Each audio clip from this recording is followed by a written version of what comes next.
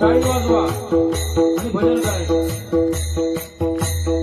अंतरीची घेतो गोडी वाहे जोडी भावाची, अंतरीची घेतो गोडी वाहे जोडी भावाची. देव सोयरा देव सोयरा देव सोयरा दिनाचा देव सोयरा देव सोयरा देव सोयरा देव सोयरा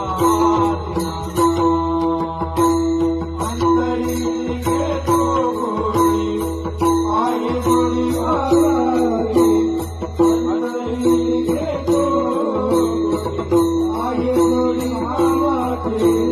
देव सोयरा